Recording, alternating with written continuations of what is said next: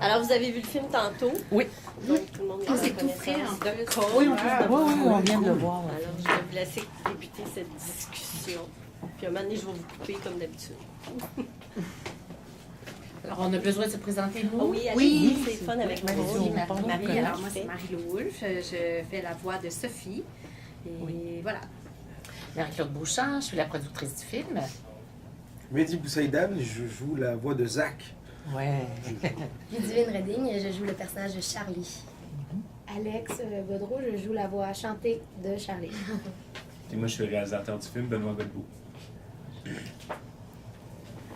Bon, moi, j'ai cassé la glace, comme toujours moi qui parle. Ça va plaire aux enfants, je peux vous l'assurer. C'est un film, c'est sûr, pour les adultes. Bon, on voit un petit peu les coups venir, mais ça, c'est notre déformation d'adulte. Hein? Donc, c'est un film où il n'y a pas de temps mort. Et c'est ça que mon conjoint et moi, on disait, parce que lui, il a enseigné à la maternelle. Il finit ses dernières années d'enseignement à la maternelle. Et même moi, si c'était au secondaire, il ne faut pas qu'il y ait de temps mort. Parce que les enfants, ils décrochent. Donc, c'est un film qui nous tient tout le temps en action. Et c'est pour ça que les enfants vont embarquer. Là, les vacances vont arriver. Là, ça va. Une petite bémol. Je suis peut-être bien fatigante. À la fin, on avait terriblement des belles chansons. Mais à la fin, on était prêt avec une chanson anglaise. C'est la seule bémol que je peux. Parce que j'ai trouvé la musique extraordinaire, les chansons. Je trouvais ça tellement enlevant avec les couleurs et le rythme qu'il y avait dans ce film-là. Même les enfants, ils bougent. Ils aiment ça bouger, ils aiment ça danser. Mais c'est juste ça. Je peux me permettre une réponse à votre remarque, peut-être? Pardon? Je peux me permettre une réponse à votre remarque? Oui, allez-y. Alors, oui, c'était un enjeu de mettre une chanson en anglais. On l'a mis sur le générique de fin, considérant que finalement, ça ne cassait pas la fluidité du film. Mais il faut savoir qu'on avait, nous, en tant que production et producteurs, un défi ici et à l'international qui était d'aller... On avait quand même mis Céline Dion dans le premier film. Ouais. Et les gens nous regardaient pour nous dire, vous allez aller où après Céline Dion? Parce que la barre était haute, on s'était un petit peu mis quelque chose d'impossible à surmonter. Alors, dans notre recherche et dans notre approche visuelle, alors je reprends donc où j'étais. Alors, on avait un défi quand même assez impressionnant à surmonter au niveau musical et aussi au niveau représentativité musicale dans le projet. Donc, le film s'adresse évidemment aux enfants et tout le long, la musique s'adresse aux enfants, mais aussi on a fait attention que les parents ne veuillent pas passer un autre appel ou changer de poste parce que on veut que le plaisir musical soit pour toute la famille.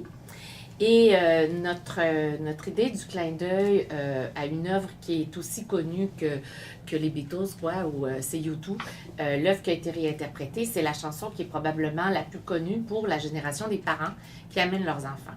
De toutes les chansons, mondialement, c'est probablement la chanson la plus connue de vraiment toute cette génération-là, donc celle des parents, et qui a été un emblème de leur génération. Alors, comme le film vise aussi la nostalgie, on s'est dit qu'un morceau nostalgique pour la génération des parents pourrait ramener aussi dans le partage, parce que le film propose un partage, propose aux parents de partager avec les enfants le plaisir de jouer dehors, et donc dans ce partage-là, on voulait aussi engendrer le plaisir du partage musical d'une chanson qui est mondialement connue. Aussi hot que Céline Dion. C'est ça, aussi hot que Céline Dion, parce qu'évidemment, la chanson, on l'a arrangée, on l'a créée, on a mis des voix, on l'a orchestrée pour 6 voix, et Bono lui-même l'a approuvé. Il a fallu vraiment... donc, c'est rarissime. On ne peut pas dire que c'est la première fois, on peut juste dire rarissime, mais c'est rarissime qu'ils aient jamais donné les droits d'une adaptation de leur œuvre. Donc, dans ce contexte-là, ça donnait des ailes au projet pour l'international, pour lui donner une reconnaissance, parce que si Bono considère que le film valait la peine, ben, ça peut donner aussi l'incitation aux parents qui ne connaissent pas la propriété intellectuelle de la guerre des tubes, de la course des tubes, de dire « Ah, ben Bono a dit que ça valait la peine, donc donc je vais me déplacer, je vais amener mes enfants. Donc, il y a tout un travail de marketing à faire quand on fait un film. Et le film va voyager à l'intérieur du Canada, donc en version française à l'intérieur du Canada, parce que nous, on ne fait pas de limite, on ne s'arrête pas à l'Ontario, on va partout. Donc, donc dans un contexte où la version française va aller à travers le Canada et qu'elle a besoin d'un push marketing pour le reste du Canada français, on a donc pris la décision que ça pouvait inciter des parents à amener leurs enfants voir le film. Voilà la petite explication derrière. Mais c'est bon, mais vous avez le droit, mais il y avait une explication. Moi, je suis plutôt l'âge d'une grand-mère, Si je peux me permettre, je pense pas qu'un film devrait se défendre non plus d'avoir une chanson en anglais, dans le sens où, de un, l'anglais fait partie de la culture québécoise depuis très longtemps, c'est une chanson en anglais, puis de deux, si ça sert le film, je veux dire, c'est une excellente chanson, faut quand on Non, je n'ai pas dit que c'était une mauvaise chanson. Non, pas du tout. Je mais c'est que tout est québécois, on voit que c'est créatif, purement québécois, le langage est québécois. Mais les interprètes sont québécois. Oui. Mais c'est vraiment là, québécois, puis là, on arrive à la fin, on va dire lui et moi, on a eu la même. Mais un film. Mais on n'est pas. Non, je sais. On discute. On n'est pas. C'est peut-être bien aussi qu'on ouvre des portes, parce que sinon c'est trop québécois, ça fait comme si c'était un film allemand pour les Allemands, par les Allemands, ça fait un peu. Non, pas nécessairement. Ça fait mais beaucoup de. C'est nous. Moi, je vois beaucoup de films qui sont. La Suisse, la Belgique, la France. Mais c'est une question d'inclure aussi. C'est pas le ça. côté un peu anglophone, parce qu'au Québec, oui, c'est majoritairement francophone, mais il y a quand même ouais. beaucoup. Je pense aussi que c'est ça qui fait la richesse du Québec, parce que on a cette belle culture-là qui est bilingue aussi. Moi, si on se réfère à Crazy, par exemple, le film n'aurait pas existé sans toutes les attributions. Là, on est à une autre époque aussi. Hein? On est à une époque... Moi, je peux vous dire que comme réalisateur, je suis pas d'accord avec vous. Je voulais que ce soit un film francophone avec des chansons francophones. Et d'ailleurs, quand le film, puis les enfants, souvent, qui vont voir le film, qui ne sont pas bilingues, eux autres, c'est pour ça que je voulais que la chanson arrive quand l'histoire était terminée. Oui, c'est ça. Tu sais, l'histoire est finie, la fin, c'est une chanson en français. Voilà, puis donc on comprend les paroles, puis là, c'est ça. Là, les enfants, là, quand rendus au générique, tout le monde met son manteau. Puis pendant que les parents attendent que les enfants mettent le manteau, il y a la chanson de YouTube, puis ça accroche les parents. Fait que je pense qu'il était prêt à la bonne place. Oui, je remarque ma génération aussi. Mes amis sont venus voir le film avec moi, puis ils chantaient la tune. Ben, on la connaît, c'est sûr, elle est tellement jouée. Et les paroles sont très, très, très, très symboliques de l'esprit du film aussi. Ah oui, c'est ça. Ça, c'est notre affaire. C'est full positif aussi, c'est des paroles qui, autant pour les jeunes, je pense que pour les adultes, qui se portent bien. Non, elle marche bien la tune. Mettons, ça aurait été quoi la tune québécoise? Oui, en fait, on aurait pu faire on aurait pu faire comme toutes les autres aussi, parce que tout le reste, c'est du matériel original qu'on a fait écrire pour le film. Donc, il y a quand même 8 autres chansons dans le film. On a 9 chansons en tout. Et les 8 autres chansons ont toutes été écrites par des auteurs-compositeurs. Oui, voilà. Et dans ce processus-là, on est arrivé à cette conclusion-là, mais on ne vous tombe pas dessus, on voulait juste vous dire qu'il y avait une réflexion derrière. Ben oui, puis d'ailleurs, c'est votre seul dénouement, on est bien d'accord. Oui, c'est ça. Donc, ce que je disais, que c'est tout au long du film, c'était la création musicale. Hein?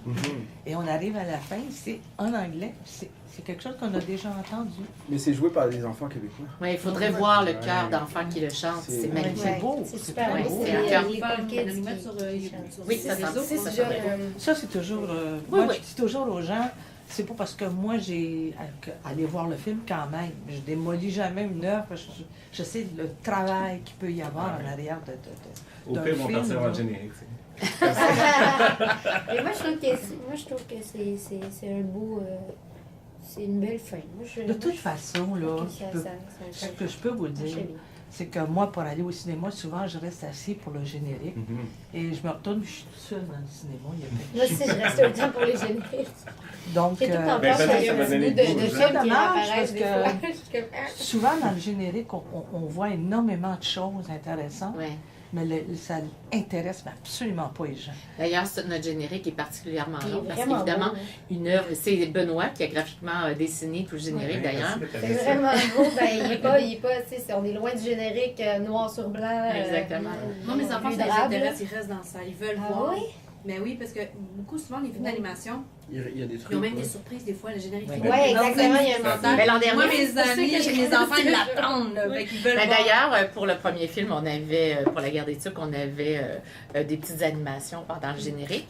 Celle-ci, on n'en avait pas, on avait procédé avec des principes de photo pour rappeler, en fait, l'objectif, c'est que dans notre formule de générique, c'est de bien associer la voix au visage. C'est vrai. On voulait vous donner la chance que vous ayez le lien entre le personnage, parce qu'on a beau en parler, que c'est toi ou que c'est Ludivine. Après ça, les gens faire le lien avec le personnage, c'est le fun quand ils voient le générique. Tu fais « Ah, c'était elle! » Mais on le voyait là, quand on a fait la première à Montréal, là, les gens sont tous restés pour le générique, puis on entendait les réactions à chaque fois qu'un personnage passait. Ah, c'est Guy Roy! Ah, c'est telle personne! Ouais, c'est vrai que ça applaudissait. Évidemment, ça arrive à des postes techniques, puis là, ça bouge pas beaucoup, puis après ça se fait quand même. Moi, ce que je veux savoir, c'est de la part des interprètes. Avez-vous vu le film avant Non. de mettre un thème sur une voix à partir du physique? Je trouvais que les personnages... tu sais, à un moment donné, on regarde quelqu'un, puis on dit il y a une voix comme ça. Vous aviez vu le dessin, par exemple, de ça. Ouais. On avait vu le dessin. Non, mais vous exactement. voyez en fait les scènes dans lesquelles vous étiez, donc ils pouvaient Oui, voir le des bribes personnage. comme ça. On avait Tu vu sais, il les n'avait pas scènes, vu mais- l'entièreté du Non. film.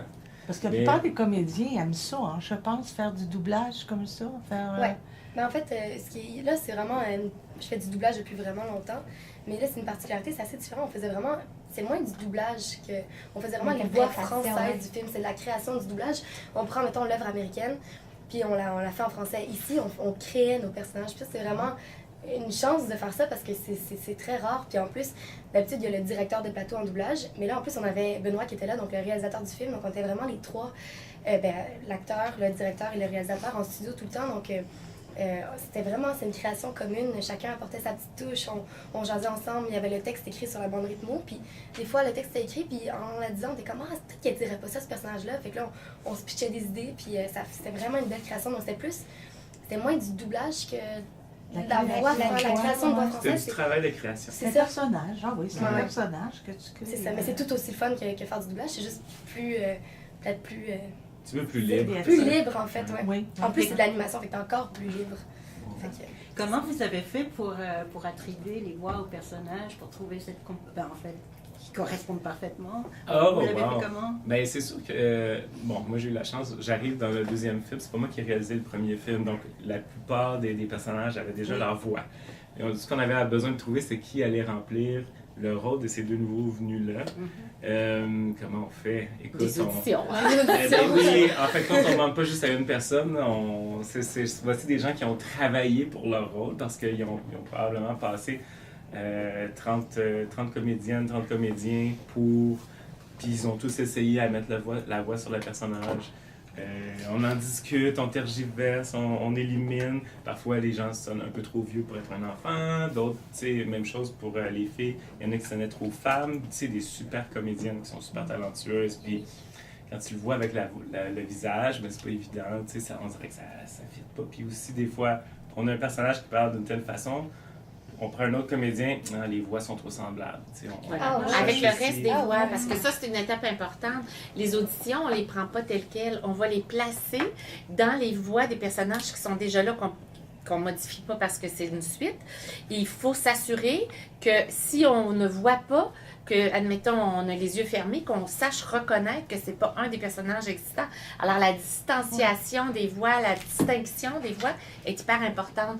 Donc, plus la voix était stylisée de l'un et de l'autre, plus elle leur appartenait, plus elle était identifiable dans l'ensemble du film. Moi, j'ajouterais même que quand j'ai auditionné, j'ai auditionné pour 4 personnages. Oui. Fait que j'avais auditionné Pour France. pour France, Sophie. pour François Léminet, Pour François Léminet. Sophie, puis Jacques, je pense. Jacques. Lucie, non? Non, je pense pas, Lucie. qu'elle avait fait Lucie. Non. Donc, après ça, ben, c'est ça. J'ai essayé des voix pour chacun d'eux. Puis ensuite, c'est leur travail de décider ma voix colle à quel personnage. Fait que me suis retrouvée avec Sophie. Juste l'héroïne. Puis on avait un défi supplémentaire qui était que dans ce film-ci, on a un personnage musical, un personnage de chanteuse qui doit parler et chanter. J'ai pas du tout... excuse, je vais te laisser. Oui, ben je vais te laisser parler après, mais là, on devait avoir un match, on devait avoir une correspondance entre le timbre chanté et le timbre Et que ça fonctionne vraiment bien. Moi, j'ai pas vraiment été comme au courant de peut-être des recherches par rapport à ça, parce que moi, on m'a appelé pour me dire, ben, c'est ma gérante qui m'a appelé pour me dire, il serait intéressé à travailler avec toi pour la voix chantée. Puis je savais même pas que c'était Ludivine qui faisait la voix francophone, parce que moi, ce que j'ai entendu, c'était juste des bouts où je les entendais parler en anglais. Ouais. Donc, En fait, j'avais c'est ça. aucune idée quel genre de timbre qu'il fallait que je matche ou quoi que ce soit. J'ai pas non plus j'ai pas fait d'effort pour matcher avec En fait, ça a tellement marché. Mais ça fait partie du travail, de notre travail. Nos voix, ils fonctionnent bien ensemble. Puis je suis voilà. Mais ça fait vraiment partie de seulement notre vous saviez à travail. quel point c'était pas prévu. Il te reste précisé sinon. Ben voilà, C'était ça c'est un... prévu, mais- C'est C'est ça. prévu, mais sans que je le sache. J'étais pas Mais ça, c'est important aussi parce qu'on veut que les deux soient naturels dans ce qu'ils font, ou du moins si c'est une voix composée, parce que Ludivine, elle a une très grande expérience puis une très grande habitude de faire des changements de voix. Mais l'important, c'est qu'il n'ait pas à avoir complètement tout le temps, quand il travaille, l'obligation de sentir d'emprunter la voix de quelqu'un d'autre.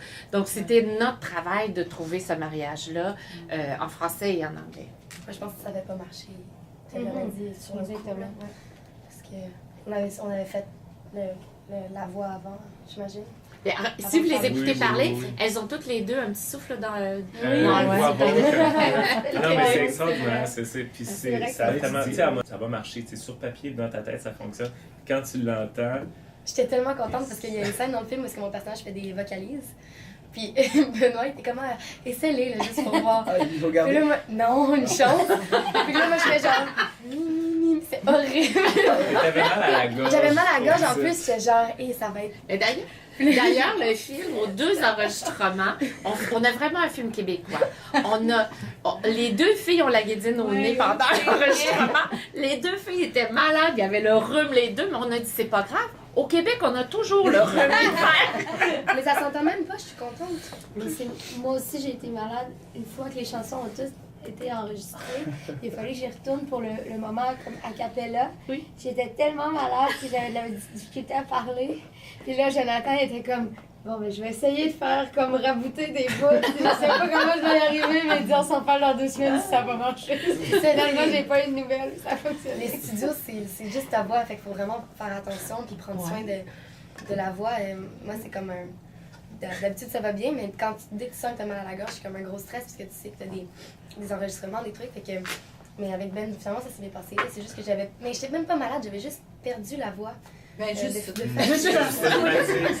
Mais c'est même pas, c'était de la fatigue. C'est la première c'était place où rien ça d'eux, paraît aussi. C'est ça. C'est tellement fin, les cordes vocales, c'est la fatigue, en tout cas dans mon cas, puis même pour la plupart des gens, on le voit tout de suite dans la voix quand les gens sont fatigués. La voix devient tout de suite plus éraillée ou ça paraît tout de suite. Oui, quand il faut que je niaise la toune que je reproduisais, il dit chante la mal. Puis je me forçais pour la chanter mal. Je me fais, juste chante-la pour le fun. Puis je fais, puis ils ont gardé cette toune. Il la chantait trop mal. Trop mal. Je me dis, si elle essaie de la chanter bien, il Ça va fait pas Ça va être bon. correct. Ça va être assez mauvais. Il y a une chaise ici pour toi. Puis finalement, quand tu la chantes très bien, Moi, quand je la chante bien, c'était à on a ça, fait- c'est mauvais. Chante-la bien. Force-toi pas. Pour l'attention, il y a des étagères. Right. Dans Mais le c'est film, quand même, pour venir à ta défense, c'est quand même un range assez haut. Oui, non, non. Je peux t'en parler. Moi, je mets ça haut. Je me serrais un peu en chantant comme ça. On va vous présenter notre interprète. C'est Nicolas Savard L'Herbier qui interprète le rôle de Luc, qui était là dans le premier film puis dans le deuxième film. j'ai vu ça dans le générique à un moment donné. Moi, ce que j'ai aimé dans le film, c'est l'absence d'adultes. Ça, c'est très reposant. Non, mais tu sais, les adultes, ils viennent toujours démancher. Faites pas ça, allez-vous-en, ou pas tout. C'est un choix qui a été posé à partir lors du premier film, il y avait des adultes dans la guerre des tucs originale. Il y en avait des adultes. Il n'y en avait pas beaucoup. Il y avait un professeur d'école, il y avait une mère, il y avait un curé, il y avait quelques personnages adultes. Et ça a été un choix artistique de l'équipe lors du premier film de libérer et ça amène une contrainte. Il fallait toujours expliquer. Ils ont-tu le droit de faire ça, pas le droit de faire ça? Bon. Et donc, la décision était prise de dire non, nous, on observe, on fait un film pour les enfants, vu par les yeux des enfants, dans leur autonomie à eux. Et je répondrai à ça que, évidemment, d'emblée, on est allé vers ça pour le deuxième, mais ça apporte aussi un bonheur aux enfants. Les enfants nous en parlent. Ouais. Quand on se promène avec le film, ici comme ailleurs dans le monde, et pour vous dire, en Chine, c'est ce qui a le plus plu aux enfants. On a parlé avec les enfants après les premières du film. On n'a pas encore fait les premières du deuxième, mais pour les premières du premier, les enfants ont toujours une forme d'autorité, le principe qu'il y a quelqu'un qui veille sur leur épaule, et là, cette liberté-là, ça les a enthousiasmés beaucoup. Donc, on dit beaucoup sur la culture chinoise. Oui, oui. Parce que ça a toujours, quand il y a un adulte à quelque part, ça y a un ton moralisateur qui est peut-être un peu fatigant. Ouais, j'ai pas senti ça. Exactement. Toujours deux autres, ça, j'ai beaucoup aimé ça. C'est très rafraîchissant. Ça va sûrement plaire aux enfants, comme je vous dis, les enfants des Laurentides, dans tous les cas. Parce qu'ils ont la neige qu'il faut pour refaire l'histoire. Oui. Ah, absolument. Déjà. Il y en a au Lac-Saint-Jean, ça je peux te dire en tout cas, il n'en manquera pas cette année. Vous, est-ce que vous aviez vu le premier film? Oui. Oui. Est-ce que tout le monde avait vu le premier film? Oui, justement. Allez-y. Comment vous avez choisi le choix de réalisation après le premier film? Parce que là, c'est plus la guerre des Tucs. Non. Comment vous avez choisi l'histoire, dans le fond, comment on poursuit l'univers? Ben, tu sais, ça a été le fruit de longues réflexions. Mais c'est sûr que je pense que Marc-Claude vous dirait, là, tout de suite à la conception du premier, ils se sont rendus compte qu'il y avait du potentiel pour raconter beaucoup d'histoires. Moi, je dis toujours, ce village-là, puis cette gang d'amis-là peuvent vivre plus qu'une aventure. Là. C'est clair, ils ont tellement des personnalités fortes, puis un univers riche. Ben, c'est pas tellement compliqué. On se remet dans l'enfance. Donc, on pense bataille de boules de neige, château de neige, qu'est-ce qu'il y a d'autre? On glisse. On glisse, ça fait pas vraiment une histoire. Une course, il y a un enjeu, puis là, ben, ça se développe. On pense à qui va courser, qui va construire les luges. François Les Lunettes, c'est le petit génie. Donc, c'est presque ça. Ça prend forme presque par soi-même parce qu'on connaît tellement nos univers, nos personnages. Puis là, on a le goût de voir cette histoire-là, on se met à développer. Et les auteurs ont vraiment travaillé l'idée de départ pour choisir les personnages qui allaient être de l'avant. On ne savait pas encore qu'on allait faire un deuxième film à ce moment-là, mais on était en focus group sur le premier. Et lors du focus group que j'admets, à un certain moment donné, je demande aux enfants, bon, si tu es pour être un personnage, lequel serais-tu? Et toutes les petites filles voulaient être Lucie, et tous les petits garçons voulaient être François Les Lunettes. Donc, on s'est dit déjà, ces deux personnages-là sont sous-utilisés dans le premier. Allons travailler avec eux pour le deuxième. Après, on s'est aussi dit, au lendemain d'une bataille, que le phare s'écroule, les scénaristes se sont dit, bon, qu'est-ce qui reste? Il reste une montagne de neige. C'est vraiment à partir de là, il y a un amas de neige. Partons du principe qu'il y a un amas qui reste, où on peut aller avec cette idée-là. Et de fil en aiguille, tout le reste s'est construit à travers les trois auteurs qui ont travaillé. Et les réalisateurs, parce que les réalisateurs de la première équipe ont accompagné Benoît dans l'univers et tout ça. Et Benoît, si on parle de choix de réalisateur, c'est pourquoi j'aurais choisi ce réalisateur. Et bien, Benoît faisait partie de l'équipe donc design, parce que Benoît a deux talents, celui de réaliser et celui de dessiner. J'ai mes deux seuls talents. En plus d'être fin. Et donc, quand ça a été le temps de faire la série télé, parce qu'on a une série qui joue présentement sur Télétoon et sur la chaîne Disney, on a développé aussi ça en parallèle. Ben, Benoît avait dessiné les mini-tucs. C'est lui qui avait créé les personnages dans l'équipe design. Donc, j'ai dit, ben là, c'est tes personnages. On fait une série sur tes personnages. C'est toi qu'il faut qu'il la réalise. Donc, de là, il est devenu réalisateur et par la suite réalisateur du film. Oh. Oui. Mais il était déjà réalisateur de plein d'autres séries avant. Il y avait déjà une expérience. Je suis devenu réalisateur dans l'univers de la guerre des Tucs. Ça m'a amené à la guerre des Tucs puis au mini-tucs. Puis finalement au film. Puis là, c'est toute une chance dans une vie de réaliser un film de cette ampleur-là. En ce moment, je savoure tout ça, là, la tournée, l'offrir au public, voir les réactions, parler avec vous autres. C'est une expérience incroyable. Est-ce que ça serait possible, dans l'avenir, d'avoir les mêmes personnages? C'est sûr que c'est les tucs, là, c'est l'hiver, mais dans une autre saison, style l'été ou automne. L'affaire avec l'animation, c'est qu'il n'y a rien d'impossible. Donc, tu sais, c'est sûr que ce qui fait l'ambiance et l'univers de ces personnages-là, c'est l'hiver. Ouais. Est-ce que si on les retrouve dans une autre saison, est-ce que ça dénature leur univers? On ne sait pas, peut-être que oui, peut-être que non. Moi, je peux vous dire, je l'ai essayé. On a écrit un scénario et on a tenté de les placer dans une saison d'été. Et on a mis de côté le projet. Ça désincarnait, il y avait quelque chose du monde magique qu'on a tenté de remplacer par un autre monde magique et ça n'a pas fonctionné. Donc, nous, notre décision est prise, ces personnages-là vivent en hiver, pas de tuque, pas de mitaine, il leur manque, c'est comme il leur manque un bras puis une patte. On l'a essayé sur papier. Vraiment, on a scénarisé et le résultat n'était pas à la hauteur de l'univers que l'hiver apportait à ces personnages-là. C'est le fun, parce que c'est l'hiver, mais on parle pas de Noël. T'sais. On associe toujours l'hiver à Noël. Fait que, mettons, après Noël, tu regardes un film sur l'hiver, puis t'es comme, ah, mais le temps de Noël, c'est fini. Ouais. Là, c'est le fun, tu peux le regarder tout l'hiver, puis pas... En fait, c'est très exotique pour bien des pays aussi, parce que, je veux dire, le film a fait une vente en chiffre record dans nos livres à nous au Brésil. Alors, allez compter et allez comprendre pourquoi. Donc, nous, on trouvait exotique de regarder l'Amazonie ou, le Sud regarde notre film aussi avec ce même exotisme-là et le plaisir de jouer. Ils sont envieux, finalement. Donc, de toute façon, de présenter la neige comme étant quelque chose d'agréable. Oui, c'est un personnage, dans le fond. Si les adultes, on passe notre temps à sacrer après. C'est ça, c'est ça. ça nous rend nostalgiques de ce moment, de notre enfance quand on était tout le temps dans la neige, bien habillés, on est bien. Maintenant, on ne s'habille plus, puis on a juste hâte de rentrer. De toute façon, dans mon temps, moi, c'était on va jouer dehors. Mm-hmm. Il n'était pas question de rester dans la maison. On a perdu ça un peu, puis c'est ce que je disais aussi dans l'espèce de petite entrevue clip qu'on a tourné en studio. Je disais, j'espère que ça va redonner... je sais que, bon, c'est pas perdu, là, il y a encore plein d'enfants qui vont jouer dehors, mais peut-être que dans... Je sais pas, de ce que j'ai pu voir, admettons, de ma génération aux nouvelles générations, je trouve qu'à cause de la technologie, des trucs comme ça, les enfants sont un petit peu plus comme sur leurs écrans. Peut-être.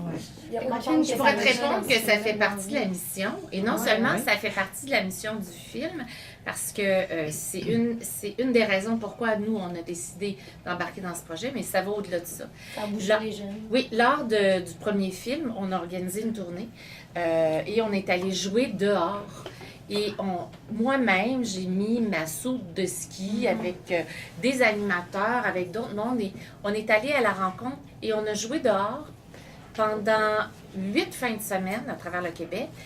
On a joué avec 35 000 enfants à qui on a joué vraiment dehors pendant une journée. Chacun, il venait pour une journée à chaque fois. Et là, on a repris ça parce que pour nous, c'est au cœur de la mission de faire un film. Ça va au-delà. Quand tu t'adresses aux enfants, tu peux pas juste donner quelque chose puis t'en aller. Il y a une suite à ça. Il y a un sentiment d'appartenance qu'on a voulu créer et on est responsable de ce sentiment-là et on va aller jusqu'au bout de la démarche. Et là, on part à travers le Canada cette fois-ci. Et donc, on fait 8 villes, 3 villes au Québec et 5 villes dans le reste du Canada. On part avec un camion et on a à chaque fois un 5000 pieds d'activité physique et on va jouer dehors avec les enfants. Donc, l'idée même de stimuler les enfants à jouer et la série télé est complètement basée sur ce principe-là. À chaque épisode, les enfants sont devant un objet, une tasse, et ils doivent s'inventer un jeu. Dehors, avec un objet usuel ou une balle. Et de là part toute la créativité du gameplay qu'on appelle, donc du processus de jeu, que les enfants ont perdu leur réflexe d'établir des règles de jeu, qui gagne, qui perd, c'est qui va en premier, etc. Parce qu'ils jouent tout seuls. Donc, tout ça, ça fait partie de la mission du projet. C'est Mehdi qui disait ça l'autre fois dans l'entrevue, puis je trouvais ça vraiment intéressant, c'est que quand on était jeunes, on savait c'était quoi un peu s'ennuyer, puis dès qu'on s'ennuyait à la place, parce qu'on n'avait rien pour se divertir, on était nous-mêmes en train de s'inventer des jeux, donc on dirait que ça nous forçait à créer, à avoir de l'imagination, puis j'avais trouvé ça vraiment intéressant, parce que c'est comme si le film démontre que c'est correct de s'ennuyer, puis qu'on peut créer tout le monde ensemble, puis que... maintenant, avec la génération d'aujourd'hui, c'est tellement facile de s'asseoir devant ta tablette ou des trucs comme ça parce que tout est accessible. Quand on était jeune, on sortait dehors puis on s'inventait des jeux comme ça parce qu'on n'avait pas le choix, il n'y avait rien d'autre. Donc, j'avais trouvé ça intéressant. Combien de langues, le film? Bon Dieu, on a un peu arrêté de les compter, mais ça va au-dessus d'une vingtaine de langues parce que il y a des pays, tu sais, la Norvège, le Danemark, chacun des pays a sa petite langue, là. Mais évidemment, il y a toujours l'anglais, le français, l'espagnol, le mandarin, le russe. D'ailleurs, on a une première le 1er janvier en Russie cette année. Mais tout ça pour dire qu'il y a vraiment beaucoup de langues. Les chansons sont reprises. Non, en général, les gens gardent la version anglaise des chansons. Oui, c'est ça. Hein. Ça doit être toute une job quand même de tout faire. Mais aussi, les chansons, c'est un principe quand on fait de la production pour enfants. Dans notre cas, nous, on essaie de ne pas faire avancer l'histoire à travers les chansons, mais bien de la faire vivre, donc de revivre ce qui est à l'écran. Alors, si tu ne comprends pas tous les mots, tu reçois l'émotion quand même et tu es dans le bon état d'esprit pour faire la suite du film. Et on va bientôt traduire en arabe, pas vrai? Oui, oui. Qui peut traduire? Mais le premier film existe en arabe. Oh non! Non, mais là, c'est parce qu'il veut jouer son propre rôle. Oui, il pourrait peut-être. Il traduit en arabe? Oui. Wow. Mais pas celui-ci, pas encore, mais ça va s'en bien. On a une offre. Ben ouais, pourquoi Ah oui? Le coréen, le portugais. Oui, on a vendu la Corée, ce qu'on n'avait pas fait pour le premier. Donc, oui, de toutes sortes de pays. Puis est-ce que est-ce qu'il y a une version française, mettons? Pour la France, oui. Ouais, ok. Oui, tout à fait. C'est un choix qu'on a fait très, très tôt dans le processus. Si on faisait La guerre des Tucs et on parlait dans un français international neutre, on perdait une part du public ici. On perdait une partie de l'authenticité. La texture du film, le tout aurait perdu, le patrimoine. Et il faut être réaliste, les enfants français n'ont pas nécessairement toute la capacité de comprendre les faqueux, toi tu t'en fais un beau faqueux à un moment donné, ces mots-là. Mais toutes ces expressions-là, donc ils perdraient au change. Alors on fait une version française en France pour le bénéfice de cet auditoire. Oui. C'est cette version-là qui est jouée maintenant dans les autres pays de la francophonie, genre? Oui. Moi, j'ai peut-être une petite question pour vous. J'aimerais ça peut-être que vous me parliez un petit peu, peut-être aussi, tu sais, la morale un peu en arrière de l'histoire. Les histoires d'enfants, ils ont souvent une morale en arrière un petit peu qu'on veut. Ben, je peux vous en parler, mais je pense que celui qui a géré la morale, il est au bout de la tâche. Oui, effectivement. Personnellement, comme créateur, comme réalisateur, je ne fais pas des films juste pour pour le plaisir, effectivement, mais pour raconter quelque chose, pour dire quelque chose, puis pour transmettre quelque chose. Marie-Claude le dit, une des choses qu'on essaie de faire, c'est le plaisir de jouer dehors, de bouger, tout ça. Mais en dessous de ça, il y a les relations humaines. Puis, on a souvent dans les films pour enfants un personnage qui part avec peu de confiance en lui, qui réussit certaines épreuves et qui finalement surmonte ses peurs ou des choses comme ça. Là, on n'a pas ça. On a un personnage qui a extrêmement confiance en lui, qui croit en lui, qui pense en fin de compte, qui est infaillible. Donc, il ne peut jamais se tromper. Quand même, à travers l'histoire, que ce petit bonhomme-là est comme ça, probablement parce que ses parents sont pas là. Non, ça, c'est ça. C'est ça, mais c'est-à-dire que c'est ça. Là, je parlais de François. Okay, lui, il a confiance en lui, puis probablement que ses parents sont là pour l'appuyer. Et ses amis, il y a un cercle d'amis surtout. Mais Zach a très confiance en lui, et il perd comme... Ouais, mais c'est ça. C'est deux façons d'approcher la chose. C'est ça. J'avais mal compris. Mais disons, la quête du héros, lui, c'est... Il est sûr de lui. Il pousse ça trop loin, il n'est pas capable d'admettre que ça a arrêté, mais en fin de compte, il a raison. Mais il pousse trop loin, puis au risque de perdre ses amis. Tandis que pendant ce temps-là, Zach, lui, il projette une confiance en lui, mais je pense pas qu'il y a autant de confiance en François. Tu sais, c'est une projection, c'est une protection, c'est un mur. Puis il y a son allié, qui est quelqu'un de sa famille, qui a toujours été là pour lui depuis qu'ils sont petits, puis qui compte sur elle, puis qui finalement commence à trop l'utiliser, puis elle, à un moment donné, elle n'est plus capable de prendre cette pression-là. Puis lui aussi, il fait en sorte que les gens s'éloignent de lui. Donc François et Zach approchent le même problème de façon différente. Vu ce qu'ils ont vécu, on voit aussi que les méchants, ce n'est pas tout noir, tout blanc. Ça, j'aime ça. J'aime qu'on montre aux enfants, regarde, le petit gars qui est méchant avec toi dans le cours d'école, là, Parce qu'il y a de la peine. c'est ça. Il y a probablement quelque chose qui va pas. Méchant, là. Exactement. Puis souvent, il se fait rejeter, puis il va rejeter les autres avant C'est un réflexe de se faire rejeter. L'histoire du chien contribue à ça aussi. Parce que l'histoire du chiot aide à nous faire comprendre que Zach, il s'est pas aimé. Et comme il s'est pas aimé, c'est parce qu'il n'est pas aimé. Alors, le chiot va venir qu'à créer ce besoin d'aimer qu'il a et ce besoin d'être aimé. Et c'est le chien qui va, finalement, toute la quête que Pierre lui explique tout au long du film, qui va amener Zach à réaliser que finalement, il s'y prenait mal. Il s'y prenait mal pour avoir des amis, il s'y prenait mal pour son chien et que toute cette confiance-là que les gens viennent de lui redonner en disant « rentre dans notre gang, t'es notre ami », ben, la morale de tout ça, c'est « aime et tu seras aimé ». Et c'est aussi simple que ça. C'est ça qu'il dit aussi au chien à la fin. Donne un peu. C'est ça. Oui, exactement. Il dit exactement, il dit tout ce que tu as besoin de faire, c'est lui donner un peu d'amour, il va t'en donner. Oui, ça marche pour les chiens, mais ça marche marche pour tous les message était aussi pour les humains. Alors, sur cette belle phrase, on va terminer cette table ronde parce qu'il y a des entrevues en direct à la radio. C'est le jour de la course, gang! Venez-vous-en! On va y montrer au petit nouveau c'est qui le meilleur. Tu te rappelles qu'on fait ça juste pour le fun, hein? Sais-tu ce qui est vraiment le fun? Gagner, comme on le fait d'habitude. Oh, ouais! Qu'est-ce qu'on attend pour commencer? T'as l'air pas mal confiant pour quelqu'un qui s'apprête à se faire battre. Une histoire où il y a toujours... Cette fois-ci, tous les coups sont permis. Mais voyons, qu'est-ce qui se passe? Que la vie nous répond. Qu'est-ce qu'on attend pour commencer? Meilleure chance la prochaine fois. On a de sérieuses raisons de croire que Zach a triché. Tiens, t'es venu me rendre visite? J'exige une course revanche. OK, la porte est juste là. Pas besoin. Je préfère sortir par où je suis entrée. On t'arrachera pas les dents, promis. Ouais, ben, ça va être une victoire facile. Oui, c'est plus haut. Force-toi à gager la grange, ça course. En fait quoi? Comment t'as pu faire ça? La grange, c'est à tout le monde. Si vous voulez la guerre, eh ben, vous allez l'avoir. On va se serrer les coudes, puis on va sauver la grange. Tu sais, les chiens, tout ce qu'ils veulent, c'est qu'on les aime. Oh, ils sont trop mignons. Si j'ai entendu dire que t'es le gars le plus fort du village. Je comprends rien à votre histoire d'amour, mais là... Grouillez-vous! Faites-vous-en pas. La caboche bat toujours les tout croches. Ma luge est meilleure, et moi-même, je suis meilleur. Cette fois-ci, pour de vrai.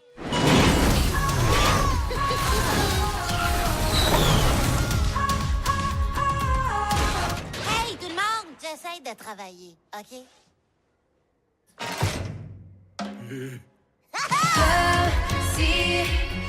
Silence! On fait pas de bruit?